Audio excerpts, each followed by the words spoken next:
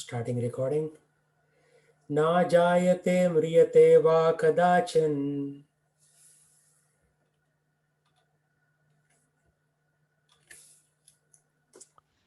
Na jayate mriyate va kayachin. Kadachan. Kadachin. Sorry, Prabhu. Nayam bhutva bhavitava na bhuyah. Nayam bhutva bhavita va na bhuya. Ajo nitya shashvatam purano. Ajo nityam shashvato yam purano. Na hanyate hanyamane sharire. Nahanyate hanyamane sharire. For the soul there is neither birth nor death at any time. He has not come into being, does not come into being, and will not come into being. He is unborn, eternal, ever existent, and primeval. He is not slain when the body is slain. So, again, the same theme of the soul is not coming into being and will not come into being in the future. It's always there. It is ever existent, eternal, and primeval, means since the beginning of time. And when an individual is slain or killed, the soul is not killed.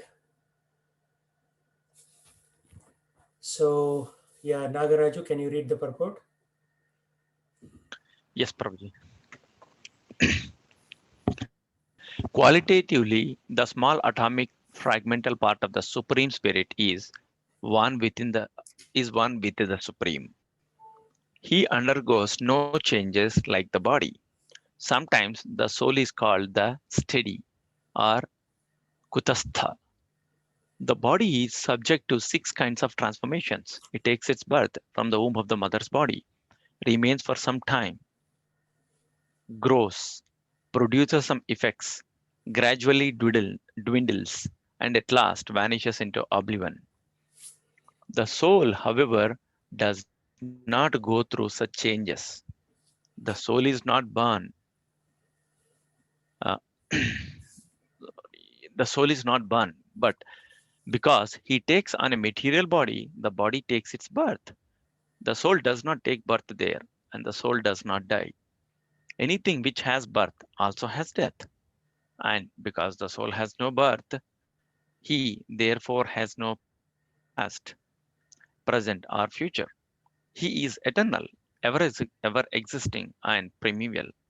That is, there is no trace in history of his coming into being. Under the impression of the body, we seek the history of birth, etc., of the soul. The soul does not at any time become old as the body does. The so called old man therefore feels himself to be in the same spirit as in the childhood or youth. The changes of the body do not affect the soul. The soul does not deteriorate like a tree, nor anything material. The soul has no byproduct either. The byproducts of the body, namely children, are also different individual souls. And owing to the body, they appear as children of a particular man. The body develops because of the soul's presence, but the soul has neither offshoots nor change. Therefore, the soul is free from the six changes of the body. In the Katha Upanishad, we also find a similar passage which reads,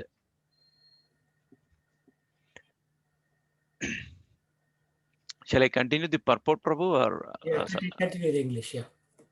yeah, the meaning and purport of this verse is the same as in the Bhagavad Gita. But here in this verse, there is one special word, vipachit, which means learned or with knowledge. The soul is full of knowledge or full always with consciousness. Therefore, consciousness is a symptom of the soul. Even if one does not find the soul within the heart where he is situated, one can still understand the presence of the soul simply by the presence of the consciousness.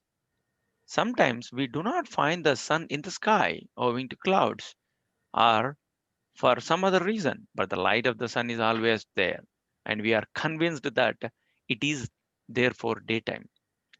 As soon as there is a little light in the sky early in the morning, we can understand that the sun is in the sky. Similarly, since there is some consciousness in all bodies, whether man or animal, we can understand the presence of the soul. This consciousness of the soul is, however, different from the consciousness of the supreme, because the supreme consciousness is all knowledge, past, present, and future. The consciousness of the individual soul is prone to be forceful, I suppose. Probably a little bit. Scroll down. Forgetful. Oh, forgetful. When he is forgetful of his real nature, he obtains education and enlightenment from the superior lessons of Krishna. But Krishna is not like the forgetful soul. If so, Krishna's teaching of Bhagavad Gita would be useless. There are two kinds of souls, namely the minute particle soul, Anu Atma, and the super soul, Vibhu Atma. This is also confirmed in the Katha Upanishad in this way.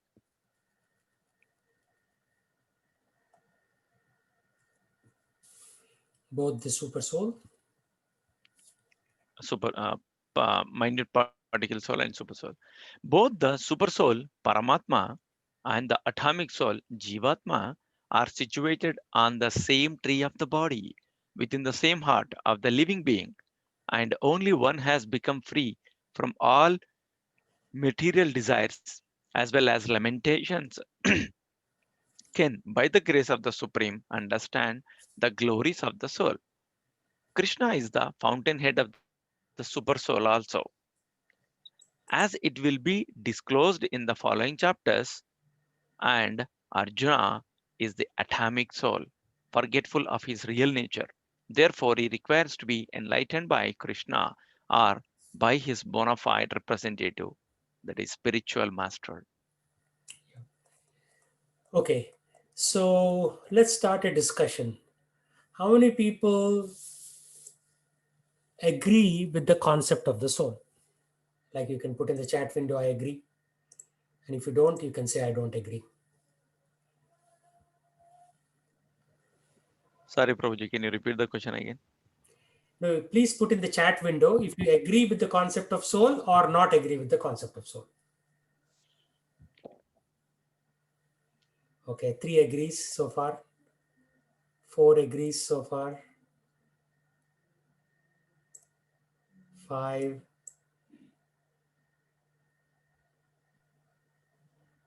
Prabhuji, when you say agree, it's like the soul leaves and takes a new body. Is that correct? Right. That's what I meant. Yeah. So body is just temporary, and then the soul goes from body to body. So we have 5 agrees. Nobody disagrees? Okay.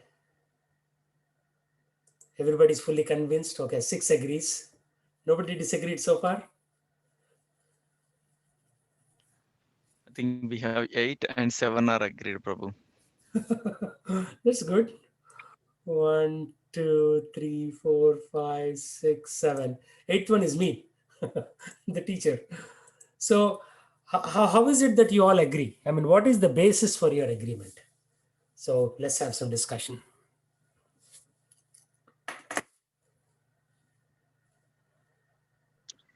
If you ask me, Prabhu, I should experience that, number one, or if for something to say, yes, that is true, or I have to obey by learning from my gurus. In this case, you are my guru, and that too, we are not discussing some out of the bound topic. We are discussing Bhagavad Gita, and I always believe in the guru, and that is why I'm believing that this soul concept is true. Okay. So, let's do a counter argument to that one. Um, if you don't do any activities in this world, can you survive? Survival will become very difficult, Prabhu. Like example, like now I'm a software engineer. If I don't do for certain years, right, with whatever the salary that I have or bank balance or savings, I will be able to survive. Right. But after a certain stage, the same life, I would say same life in the sense like same daily my activities, whatever I'm currently doing, like taking care of my wife or kids or attending this Bodh Gita class or going to some friend's place, I will not be able to do.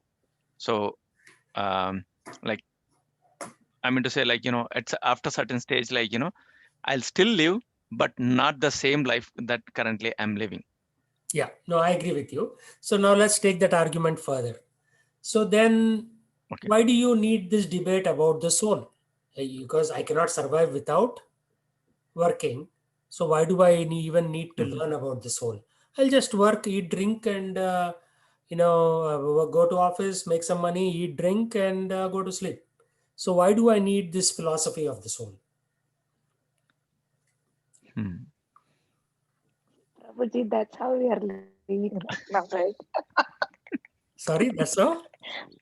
That's how we are living right now, right? Yeah, that's how we are living right now. So why do we need to change?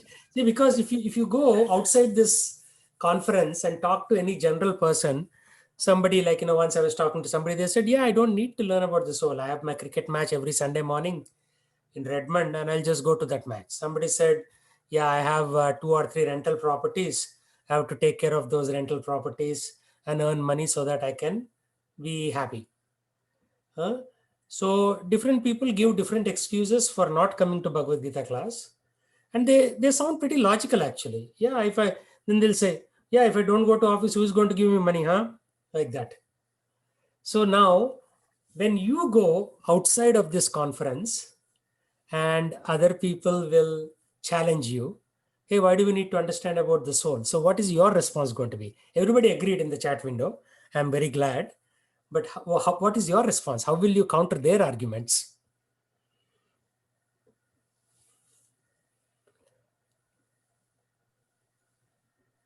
So can I share what I think, Prabhuji? Yeah, go ahead. So I mean, for a common man, as long as things are going fine or your prediction is going fine, you think, I mean, you think everything is fine and we are happy. The moment where you get an obstruction or even a small bump, that's where we start to uh, start start looking at the either people go too depressed or people will start looking on the other side of the coin where why it has happened or reflection on it.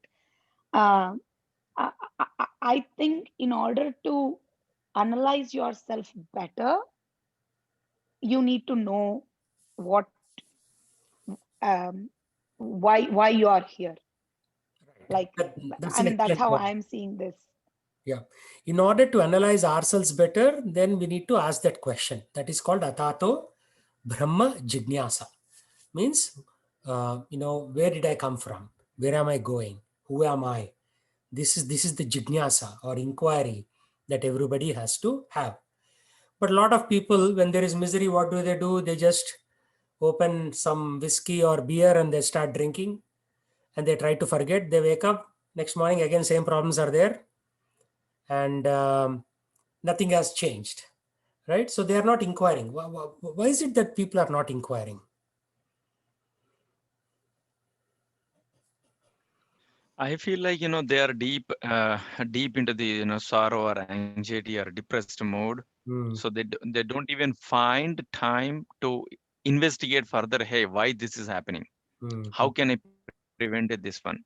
What should I do? What should I be actually doing versus what exactly I am doing currently? So that is where the challenge comes in. Like when you're in distress, you will keep thinking about the distress. You won't try to come out of that and think, hey, and like, is that really a good thing that happened? Is that really for my benefit? Or like whatever I'm doing, the drinking or eating or whatever I'm doing currently, is that for my goodness or is it for my badness? How can I get out of it, this particular sorrow? They won't think that way. Yeah. So once I Also, was in, Prabhuji, yeah, go ahead. Also, it depends on the material mode that currently we are existing. Some are in the mode of goodness, some are in the mode of ignorance, some are in the mode of passion. So this thinking power also depends on this mode of material nature. So how we react on the situation based on our mode of nature. That is 100% correct. Yeah. Correct. It Yeah. depends on our mode. But most people don't even know which mode they are in. Practically, Prabhuji, that is. Yeah. So I was in University of Washington, in the strip as they call it, and I was trying to distribute Bhagavad Gitas. So before Corona hit, we used to go and sing every Saturday from 2 p.m. till 4 p.m. We used to sing the Hare Krishna mantra, try to distribute books, seek donations for the books, and give prasadam free of cost. And although we are doing all this, the light bulb in their brain doesn't go off. Right? One time I said, yeah, chant and be happy. That's why we are chanting. And the person said, I'm already happy, so why do I need to chant? And the person was like pretty adamant and very confident that he's very happy. Although I know that he's not happy. Because how can you be happy? On one side, you have to work hard to make money. Second side, you have to pay taxes. Third side, you have to take care of family. People are pulling your hair apart. Daddy, I want this. Daddy, I want buy this for me, buy that for me. So there are enough miseries in the world, but the fellow claimed very confidently that I'm very happy. I don't need to chant. So how would you address that kind of adamant behavior?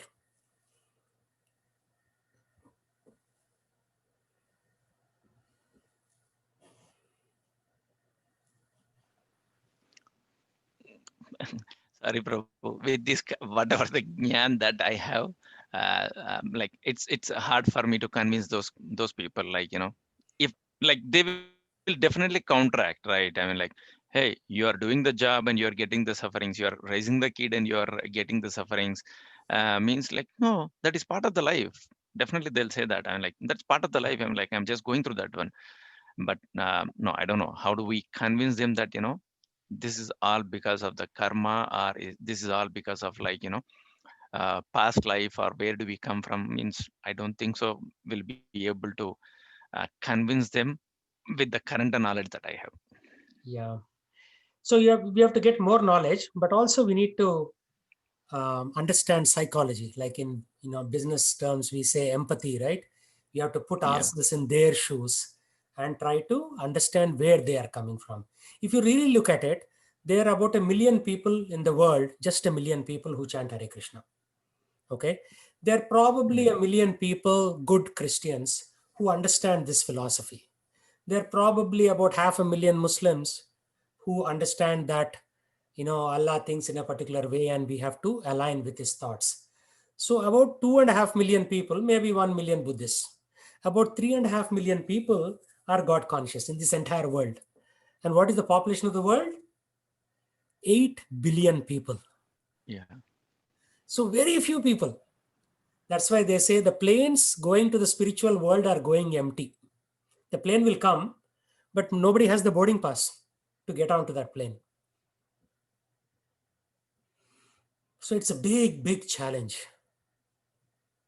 Big challenge, right? There's hardly anybody interested in God. Hardly anybody. Like, there was like some YouTube video. There was one discussion between a Muslim and some Hindu preacher, and they were saying, and the Muslim was saying, it is very important for me to kill animals and eat them. It's really good. Allah will like if I kill. It's like that. People argue endlessly. People will argue endlessly on why it is important to violate dharma. It's a big challenge, right? And then we are people like 8 or 9 people get on a conference call like us, and we are trying to understand God. So we are in the extreme minority, not just minority, extreme minority. We don't even constitute 0.0001% of the world's population. And it's an unsolved mystery and a riddle, actually. how to get the vast majority of the people interested in God. I mean, there's a lot of superficial God thing going on, right? Like if you see in India, all temples are full. People will come, put like 10 rupees in hundi, ring a bell, and then they go off and then do whatever nonsense. They don't even give a damn thinking about what is my goal in life.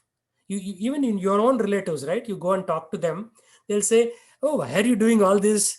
When you're old, you do it. And when they grow old, you go and ask them, why are you not doing? They say it is too late. My back ache, this ache, that ache. Right? Even amongst my own relatives, I see this.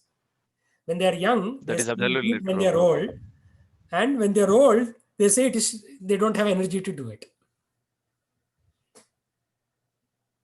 So it's a big unsolved riddle actually. How to make people God conscious is very, very difficult. And if you talk about science of the soul, they'll say, "Arey, why are you worried about all this? You have a good job in America, no? So you earn money, buy a good car, buy a good house, and be happy." So they'll give reverse philosophy to you. You've already experienced this. I don't need to tell you this. Right? So here, Krishna. I Yes, think, Prabhu, that is true. Prabhuji, they are, most of the people, they are like very much happy with what they are doing because they think it is the custom, it is the ritual that they have to follow, which is coming, from generation after generation. And they think what they are doing is right. Yeah, yeah. That is the So it is thing. very difficult to break that Yeah. link or culture, whatever is going on. Mm. So how do we teach people that the soul has no birth? How that after the soul, after the body dies, the soul goes on to the next body. It is not being born. Soul is just moving. How do you explain this to average person? Given this whatever you know right now. Is it belief based, Prabhuji? Sorry, your voice was robotic. Oh, sorry, Prabhuji. Is it belief based, Prabhuji? Oh, still voice is breaking, probably. If somebody understood what was being I said, think can you tell me? Anil Prabhu is I think Anil Prabhu is trying to say it is Oh, belief based. Belief based. Belief based. Okay. So yeah. if I believe monkeys are blue, is that correct? 4:45. No, no, Prabhuji. For the time. But mommy said I don't have to attend all the time because it's a 12th class. Mm-hmm. Mm-hmm. Yeah, So belief. you can ask her. Yeah, belief is just a very vague thing. Belief is very vague. You know the meaning of vague? It's not clear. Yeah. People can believe anything. You can believe Trump is good, Trump is bad, Trump is great, whatever you can believe. But yeah, the facts don't change.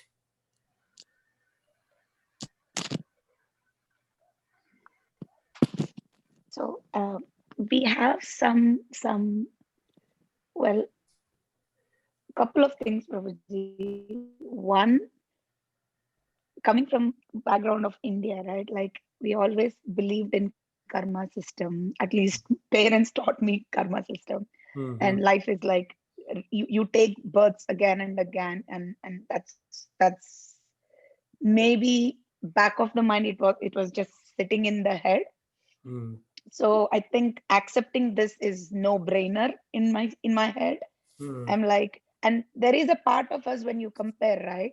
And when we are talking, I don't think we know the real meaning of happiness, Mm. right? This is a good If point. we know the real meaning of happiness, then you always like, we see so many people every day waking up, I mean, including us, waking up, setting ourselves our certain goals. And if you achieve that goal, you're happy. Mhm. And but next day, the goal itself either emphasizes or you're back of something else. So your happiness is constantly overwritten by your own thing, or you're comparing with somebody else. Okay, you get a house, you are happy. You have a kid, you are happy. Or go to US, you are happy. I had a cousin who still believes US is like heaven. I am like, okay, Yeah, we still have to work here to make money and pay taxes. And yeah. right. So there are uh, so if US is happiness, then whatever we say, it doesn't work out, right? Like, man, we have to do everything for our own. You don't even get a help. Like, if you are sick, you don't even get a help to even feed your kid. So uh, but so it's always the other side of the hill is always greenery, Hmm. right? There is a saying. uh, uh, Whereas when you talk about the soul, couple of examples again is, you see a lot of examples, especially, forget about money, health. Why are many, we take health for granted, right? So but being healthy with all body parts versus just being healthy, your digestive system working normally, is a big thing for a lot of people. And when you ask a student who really did not see the life yet, maybe he contemplates, I am happy, but there will be a day he or she will definitely go through a phase where, you get to learn stuff in its own way. And as you said, Krishna calls you, rather than you don't choose. So Yeah. whenever it is the kids student time, just like we came in, they will also come through. Hope they will come through. But I read this Demystifying Souls, or am I saying the title right? Some people have past memories, uh, Many people have and past they memories. are so not. I mean, the beauty of the soul is we forget lot. Most of, I mean, I think we forget everything, but some people, the book really investigates going back. Some people found out their you know, uh, previous life where they belong to. They went back and double checked, and I think it's proven that soul. I mean, we take rebirth. Yeah. Yeah. Yeah. Very good. Um, so have you seen this video before? Everybody seen this video before? Spontaneous reincarnation of a former fighter pilot who was born again. Yes. No, Prabhuji. No? Okay, let's see that. It's only, this is Fox News or something. Yeah, so this fighter pilot, he gets killed and then he comes back again. Yeah, this is the one. Let me stop recording because then they'll say, get out of this cycle. People don't try to think of this cycle. They say, oh, this is all some fairy tale stuff. We don't need to do anything. And then they just stay there. And even people who come to religion, they come under these three buckets. The path of fruitive work to make more and more money, more and more facilities. But what is money ultimately? Money gives you facilities, right? If you have more money, you live in a bigger house, in a bigger car. So therefore, people work for fruitive activity, means some fruits are coming. Then the path of knowledge and mystic powers. These are the yogis, right? So some people take to the path of yoga, not just the bodily yoga, but something higher. So if you go to Himalayas, you'll see a lot of such people actually performing the real yoga, not like the hot yoga in Seattle area. And then these are bhogis. They want to enjoy life. So when you want to enjoy life and you are taught about spirituality, they don't go in harmony with each other. So what do you want to do? You want to stop coming to the Bhagavad Gita class because they're telling you exactly opposite of what you want to hear. And then these are bhaktas, devotees. So what do the yogis do? The yogis want to know God inside the heart in the form of Param Atma. Param Atma. So inside yourself. Actually, Paramatma is hiding inside you. So you can know him inside the heart. Bhogis, they say, God, leave us alone. We want to enjoy. Right? We want to enjoy by cooking. We want to enjoy by movies. We want to enjoy by various other things, even gross ways like drinking, sex, things like that. So all these are like, God, leave us alone. We want to enjoy. And then bhaktas, if you are a good bhakta, then you will surrender to God. Surrender, the moment you say surrender, people will back off. They say, what? Did I lose? I didn't lose any battle. I don't want to surrender to God. So this is the challenge that we face. So these first two paths are very much possible. We are all here right now. We are all bhogis. We are saying, God, leave us alone. That's why when you talk to the average person on the street or your friends and relatives, they'll say, no, all this is for old age. This is all old fashioned. So what is new fashioned? Enjoyment. Yeah. Netflix, movies, golf, football games, Pizza Hut, whatever. Everything is enjoyment. Even your job is an enjoyment. If you really look at it, it's a form of enjoyment. Yogis don't do job. They're sitting in Himalayas. Go to Himalayas. I've been to Badrinath, Gangotri, Yamunotri. Fantastic. You will find the people who don't give a damn to your Microsoft, Amazon, Elon Musk, Tesla. They are in a different path altogether. They'll be like along the Ganges River, Ganga River. You'll see hundreds of people just sitting there, just staring at Ganges. Once in a while, they may eat once a month. They don't even care that Bombay exists. They are there in a different platform altogether, right? They want mystic powers. But even mystic powers are higher form of enjoyment, right? So lower form of enjoyment is what? Buying a Tesla, going to a movie, playing cricket, silly enjoyment. These mystic powers are very, high level enjoyment because you can open your hand, you'll get ash in your hand. You can open your hand, say a mantra, and you'll get a gold ring. These are very highly powerful mystic yogis. So this is higher level enjoyment. If you want to enjoy, at least become a yogi. Create a mountain, destroy a mountain, create a gold ring, destroy a gold ring.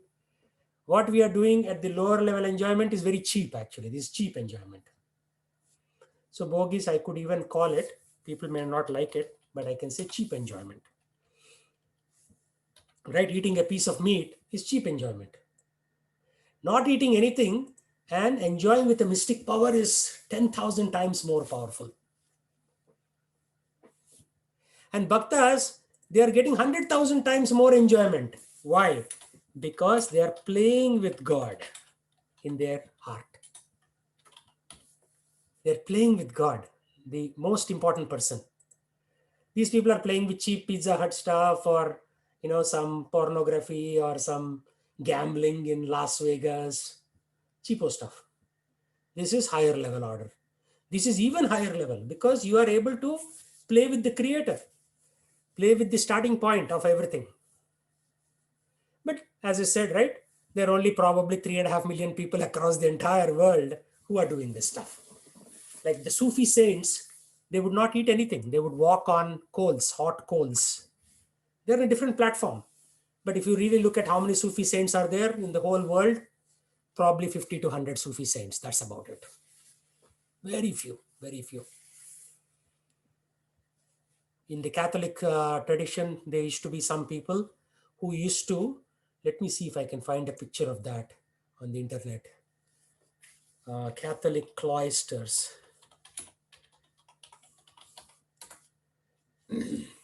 I doubt it, but let's see if we'll find it. No, there is no. In the olden days, what they used to do, they used to build a big pole put a basket on the pole and sit in the pole so that nobody disturbs them. And they will just chant names of God. So all the average guys will be at the bottom and they will be in this tall pole and they are not worried about anything else.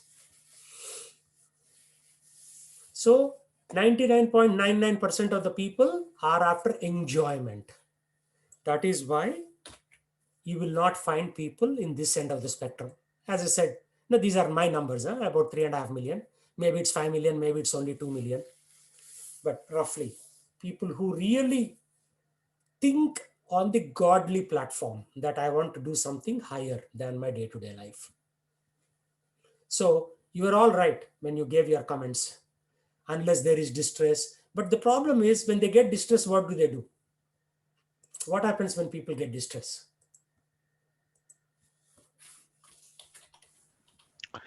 Shouting, yelling, No, that's or right. drinking, Yeah, drinking. or But some of them may actually get serious. But for how long? How long do they get serious? that is like our New Year resolution. So On for 31st 1 night, day or 2 days, they go to this end of the spectrum. And then what do they do after that? they'll fall back, go back to the same. They do Right. this 180-degree flip. And believe it or not, I've also gone through this. When I had distress, I was thinking about God more. And when there were no distress, I came back again to this enjoyment mode. By the way, you have not seen enjoyment like I've seen. I've traveled to 30 countries. I've done every possible thing on the planet. Most people just come to America. They come to Seattle, join Microsoft, maybe work for 10, 15 years, go to another company and call it good. But what I've done, none of you have done, believe me. So what happens? Once we are in distress, you go here and then, so like a spring. Have you seen a spring? You stretch the spring and you leave it. What happens? It comes back.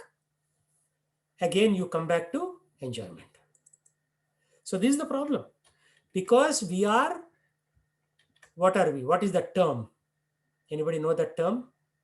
We are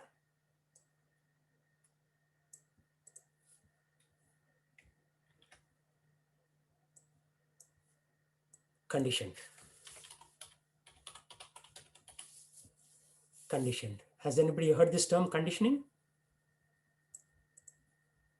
When you say air conditioning, what does it mean?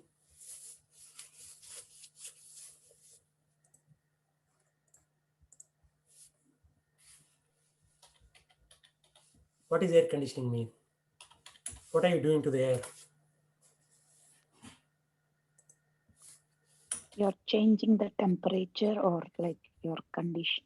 You are conditioning the temperature.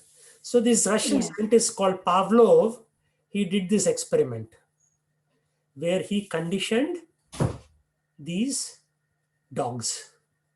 So he showed food and saliva was coming out of the dog's mouth.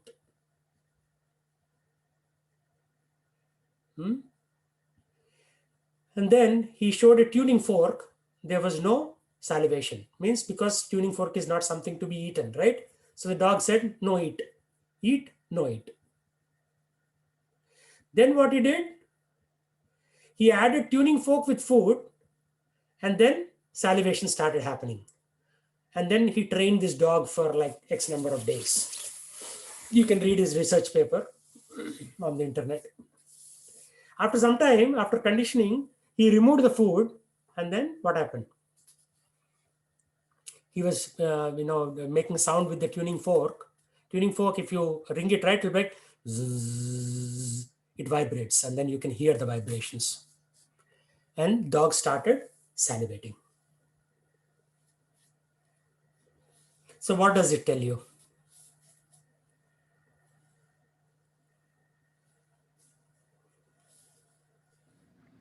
People have been trained to behave in a certain way. Right. And they think that is all it is. Many people die without even knowing what the goal of life is. They take birth, they go to school, they play hockey, ice hockey or whatever. They go to work, they marry someone, they produce some kids, and one fine day they die without even knowing what the goal of life is. Because this is conditioning. And there is also one more example of conditioning. Conditioning rats cage. I don't know if it will bring or not, but let's see.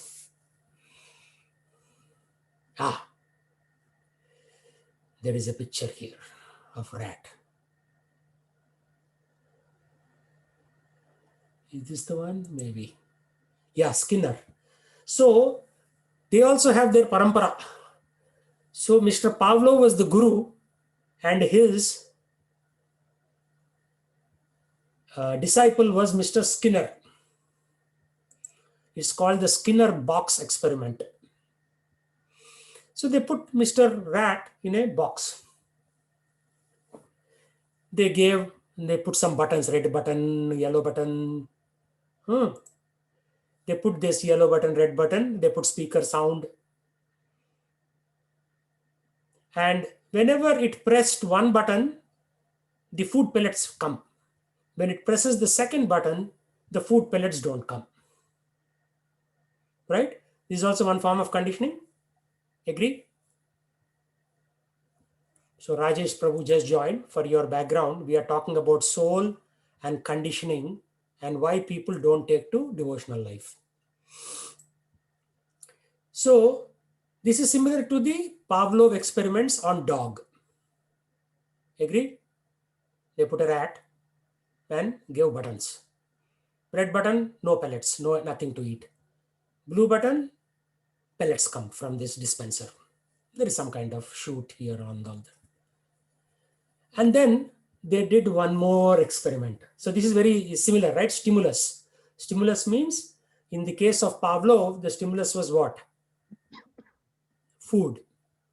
In the case of rat, the stimulus is this pellets, which is also food. Because animals only understand the language of food. Human beings are special. We go beyond food. Even if there is no food, we can think. Like today is Ekadasi, some of us are fasting from grains and beans. So even though we eat less today, we can think, oh, Krishna, like that. But animals cannot do that. Animals need food. That's why they are on the Annamaya platform. And we are one step higher than Annamaya platform, hopefully. Otherwise, we are like animals only. Ahara nidra bhayamaitunam cha samanyetat pashubir naranam dharmo hi eko adhika vishesho dharmahina pashubir samanam. If there is no concept of dharma, human beings are also like pashus. Dvipada pashu means two-legged animals going on four-legged Toyotas or Teslas, right? So we are also pashus unless we come to the concept of dharma. So then there was an interesting experiment. You know what they did? They opened the door here. What would you expect in a cage when the door is open? Rats should run Rat out. will run away. Yeah, but what happened? It did not run away. They Why? kept pressing the button for food. Yes, excellent, excellent. Everybody clap. It kept pressing the buttons. That is exactly our state. We are so enamored. Somebody used this beautiful word last class, enamored, with pressing the buttons in the material world, that even though the cage door is opened, we don't want to get out. Everybody with me so far? So Bhagavad Gita is opening the door of the cage of the material world. But people don't want to escape because we are so busy, so happy pressing the buttons of this material world. Yeah, money will make you happy only to a certain extent. Otherwise, all these movie stars will be super happy. Why are they taking to drugs and broken families and divorce and all of that? If money was going to make everybody happy, it should have made everybody happy, right? Movie stars, who make like $10 million per movie and so on, they're not happy. You would expect them to be happy, but they're not.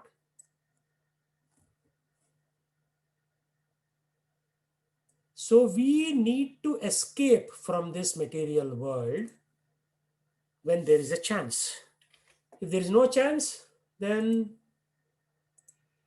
It's a different issue. Like there are so many ignorant people who don't have a chance. So for them, escape is difficult because nobody has given them the knowledge. But now that we have the knowledge, we should do what? We should apply the knowledge. Share. And share comes later.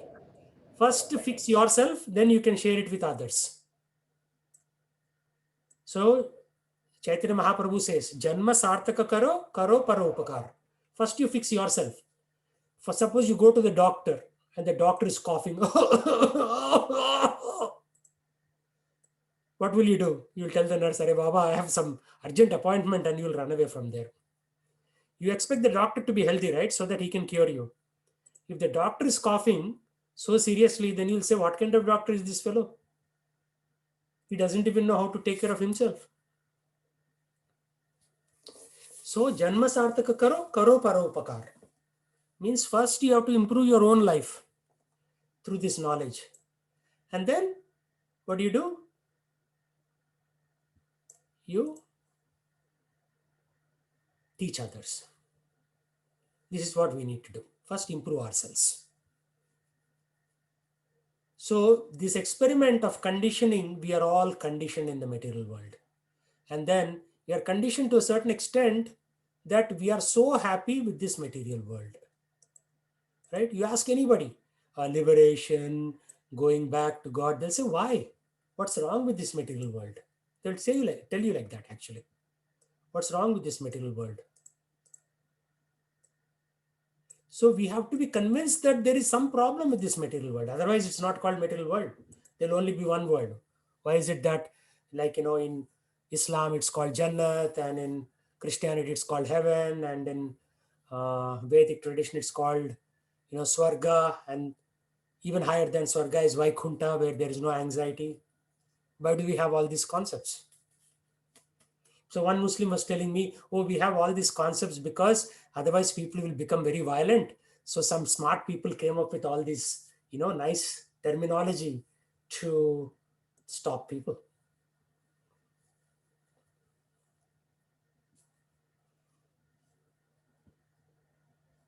So what is your thought? Is it like some smart people got together and invented religion?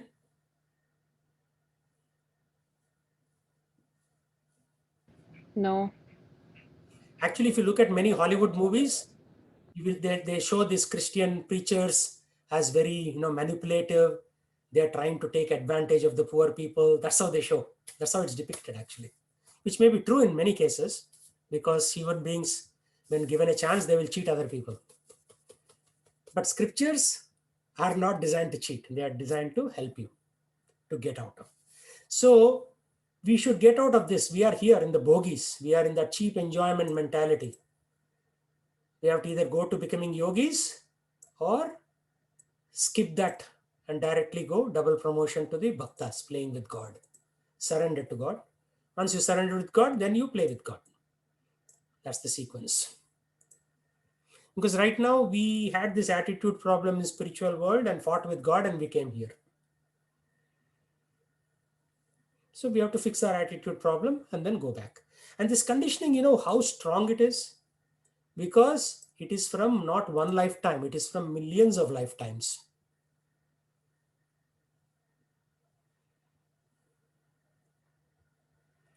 So no matter how hard you try, you will again revert back. Just like a drug addict, he's trying hard to get out of his addiction, but he will stop for 1 week, again he goes back. Again he will do it for 1 month, again he'll come back, he'll stop for 1 week. So he needs external help. And that external help is given by the Parampara Acharyas, who are teaching you that you need to get out of this conditioning. Because people are giving you seminar after seminar on how to remain conditioned in this material world. Right? Everybody and their brother is writing articles on how to stay in the material world. There are very few people who are teaching you how to get out of the material world.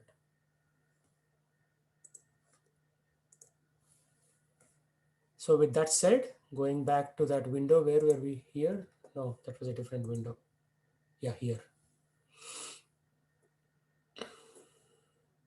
Under the impression of the body, we seek the history of the birth of the soul.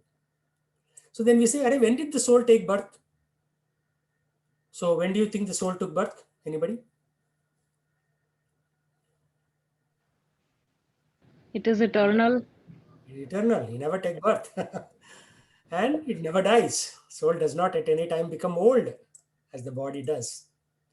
See, even the old people, they are very, very joyful when they talk about what they did in their youth. Because the soul is thinking of the memories from the youth. The body looks like it is going to collapse tomorrow. You've all seen this, right? With our grandfathers, with our parents. They will relate with great excitement what did they did in their youth. Because they're still very young. Only thing the body problem is the body is not cooperating anymore. They want to run a mile in 7 seconds. But when they start, walking, it will take 2 hours to walk a mile. Soul does not deteriorate like a tree nor anything material. You see, whole list of characteristics are there. Bhagavad Gita 2nd chapter gives you something like 22 characteristics of the soul. So you have to pay attention. Soul has no byproduct. Who is producing your kids? Is the soul producing your kids?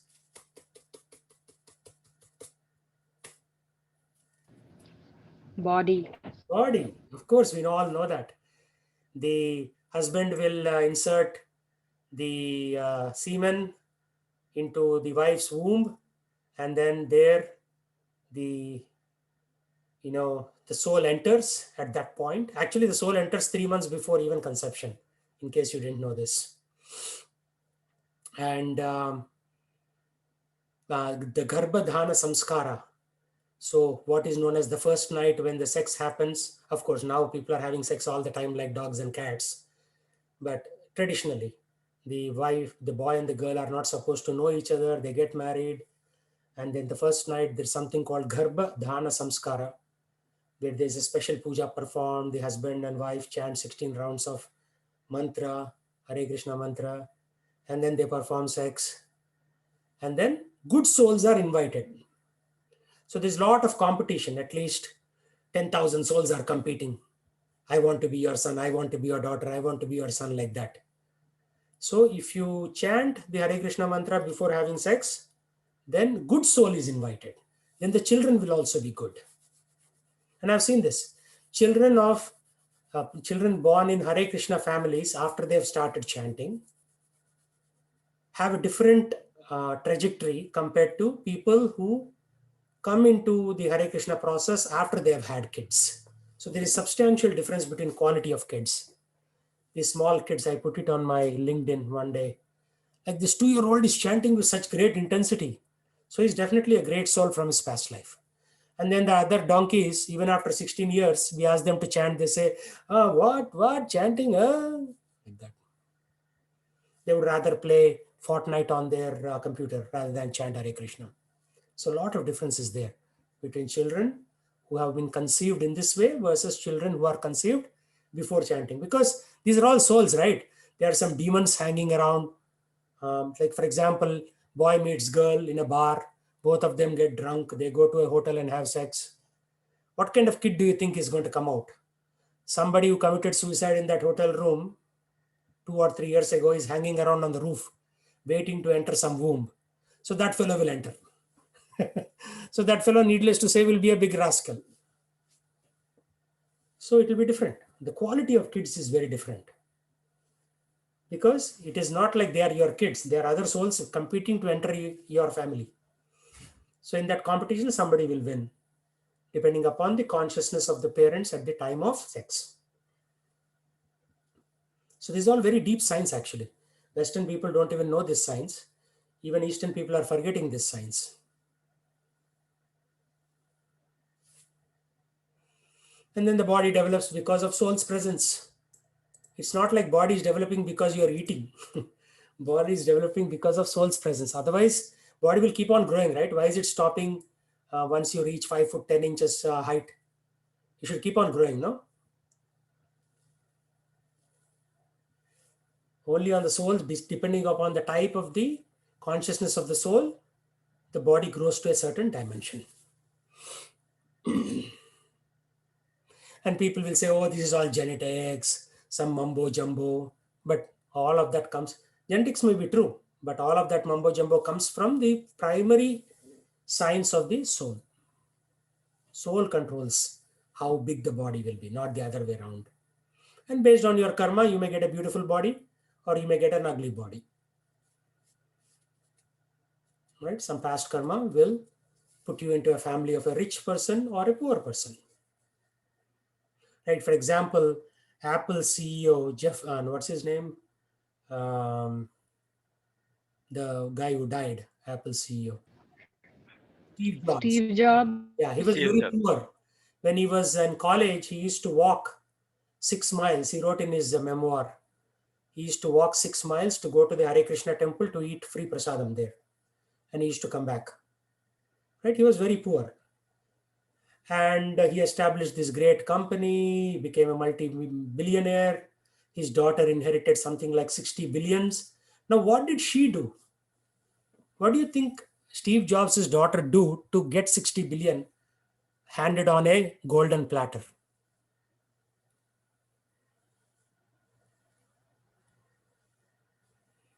Nothing? Is that correct? I think Maybe she it's all donated because in her past life. Yeah, that's what exactly right. She did some great charity in her past life that it got handed off to her in a platter, a golden platter with a silver spoon, and said, okay, here's $60 billion, enjoy. And I was looking at her picture in the internet. Now people write articles about this rich and famous, right? So she's only like for some 21 or 22 years old. Now she has $60 billion. What is she going to do, right? She's just given, that's it, based on her extreme charity that she performed in her last life. So that's how it is. So you come into a particular family based on certain combination of factors.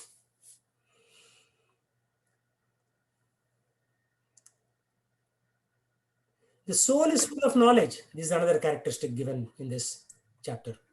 Knowledge. So we all have knowledge actually. We don't need to read a book. It's already there. Reading book just reminds us, that's all.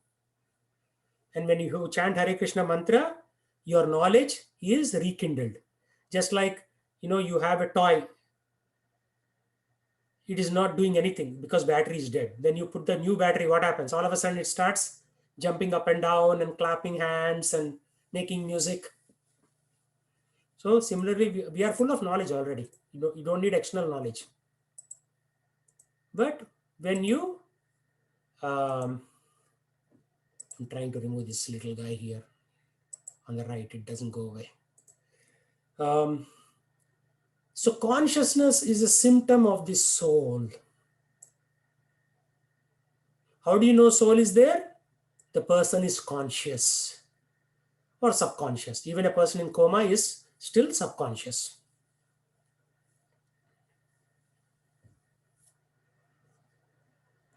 The soul is there in the heart, but even if you cannot find him within the heart because you cannot see the soul, too small, you can know the presence of the soul simply by presence of consciousness.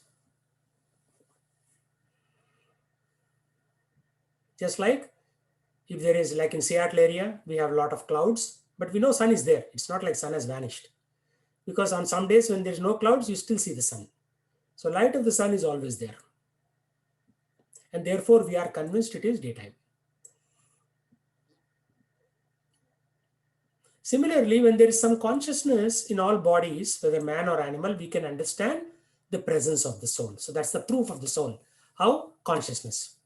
Somebody may say, no, it is all chemicals, blah, blah, blah. The chemicals are interacting in your body, in your brain. They're sending some signals. Okay, but then when there is a dead man, why don't you inject some more chemicals and make him alive?